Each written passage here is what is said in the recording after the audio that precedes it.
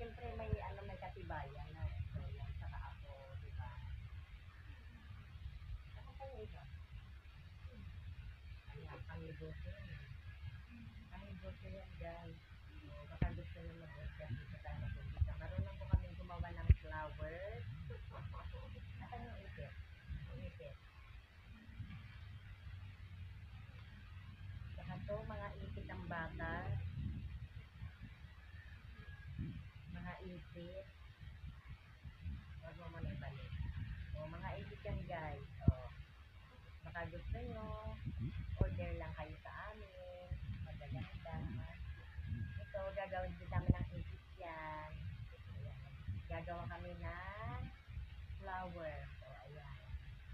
Pang, ano, pang Valentine's Day. Ayan. Kung sinong gusto magpa-order yan, gagawan namin kayo.